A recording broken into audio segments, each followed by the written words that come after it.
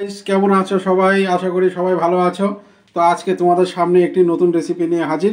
দেখো, এখানে আমি 200 গ্রাম কাবলি ছোলা নিয়ে নিয়েছি। এটা ভিজিয়ে রেখেছিলাম। তাহলে আজকে ছোলা পনির হবে। দেখতে থাকো, নিরামিষ একটি রেসিপি। এখানে দেখো, আমি নিজে হাতে বানিয়েছি পনির। দুধ নিয়ে এসেছিলাম, নিজেই ঘরে বানিয়ে নিয়েছি পনির। এবার এর মধ্যে আমি 3টে আলু দেব। এগুলো সিদ্ধ করে নিই। আলুটা আর ছোলাটা সিদ্ধ করে নিই অল্প। ওভেনটা জ্বালিয়ে নিলাম। এবার দেখো, আমি এখানে বসিয়ে দিচ্ছি প্রেসার কুকারে। এখানে আমি অল্প একটু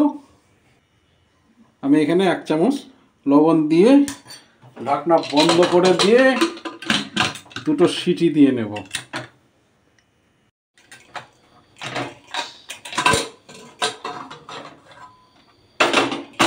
দেখো, আমি 3টে সিটি দিয়ে নিয়েছি, আমার সব সিদ্ধ হয়ে গেছে। এবার আমি এগুলো ঝরিয়ে নিই।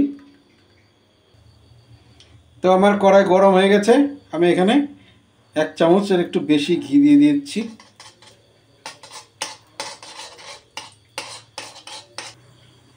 তো এখন ঘিটা আমার গরম হয়ে গেছে। আমি পনিরটা একটু ভেজে নিই। একটু লাল লাল করে পনিরটাকে ভেজে নেব। ঘিয়ের মধ্যে পনিরটা ভাজলে কি হবে, একটু সেন্টটা ভালো আসবে।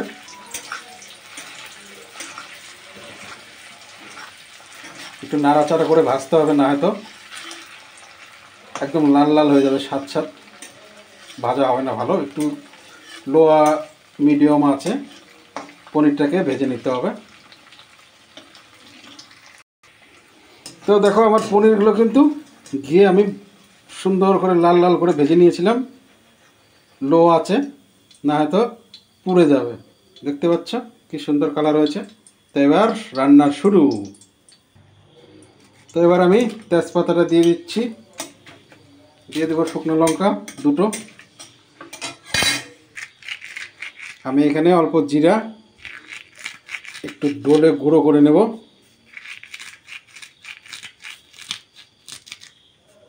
ব্যাস, জিরা আমার গুঁড়ো হয়ে গেছে। দিয়ে দিলাম জিরাটা। এবার দিয়ে দেবো একটু জায়ফল, দিয়ে দেবো 2 টুকরো দারচিনি, দিয়ে দেবো 5টা এলাচ।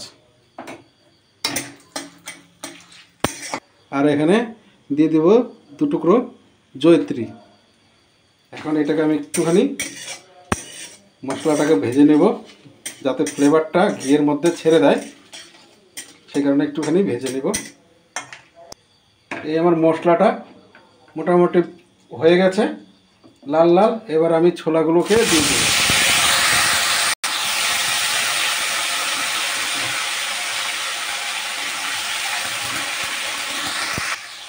হাফ চামচ হলুদ, হাফ চামচ শুকনো লঙ্কা গুঁড়া, এটা ঘরে করা গুঁড়া, হাফ চামচ লবণ। এখানে 10-12টা গোলমরিচ গুঁড়ো করে নিয়েছি। এখন এগুলোকে আমি ভালো করে কষাবো।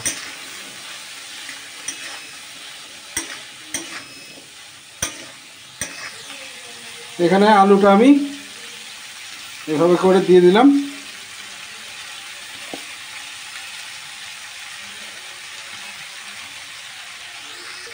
আর এখানে আমি কয়েকটা কিশমিশও দিয়ে দেবো।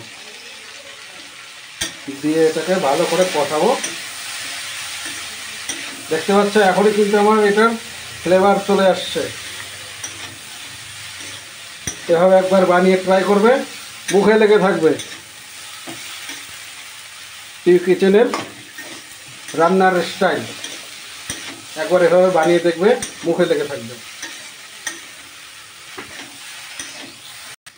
এখানে আমি একটু প্যাকেটের গরম মশলা একটু ইউজ করবো, অল্প পরিমাণ প্যাকেটের গরম মশলাটা একটু দিব। বাস, এভাবে কিছুক্ষণ কষাবো আমি, হ্যাঁ, যাতে আমার মশলাটাও ভাজা হয়ে যায়। কিছুক্ষণ কষাবো।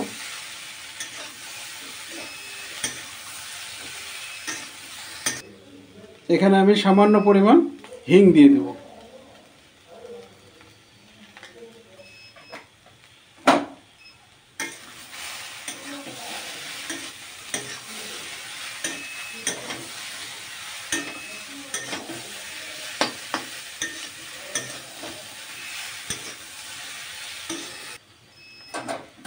দেখো আমার এটা কিন্তু কষানো হয়ে গেছে। এখন আমি যেই সময় সেদ্ধ করেছিলাম মটরটা, তখনকার জলটা আমি কিন্তু তখন একটু বেশি করে জল দিয়ে দিয়েছিলাম। যেখানে ছোলাটা সিদ্ধ করা ছিল ওই জলটা আমি এখন এখানে দিয়ে দেবো।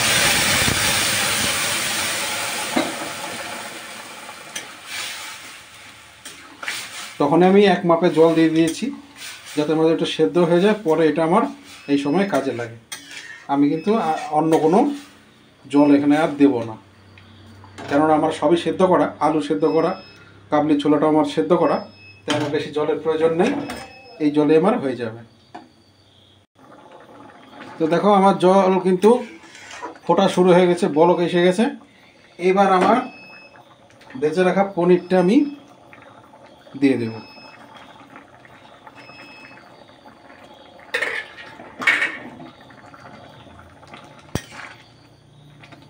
কারণ পনিরটা একটু ঝোল টানবে।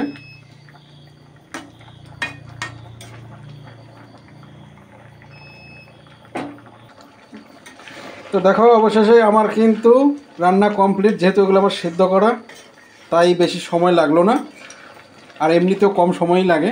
দেখো আমার রান্না কিন্তু ছোলা পনির রেডি। এটা কিন্তু সম্পূর্ণ নিরামিষ, এর মধ্যে আমিষের কোনো ব্যাপার নেই, সম্পূর্ণ নিরামিষ। যারা নিরামিষ প্রেমী তাদের জন্য কিন্তু খুবই মজাদার একটি রেসিপি। আমাদের রেসিপিগুলো যদি ভালো লেগে থাকে তাহলে আমাদের চ্যানেলটা সাবস্ক্রাইব করে অল আইকন ক্লিক করে রেখে পাশে থাকবে সবসময় নিত্য নতুন ভিডিও পাওয়ার জন্য। সবাই ভালো থাকবে, সুস্থ থাকবে। এবার আমি নামিয়ে নেব। নামিয়ে নেওয়ার আগে একটু আমাকে দরকার, এটা হচ্ছে লবণটা চেক করা। লবণটা কী পরিমাণ হয়েছে সেটা আমি চেক করে ব্যাস লবণ আমার পারফেক্ট, রান্না আমার কমপ্লিট। তো সবাই ভালো থেকো, সুস্থ থেকো। নামিয়ে নিচ্ছি।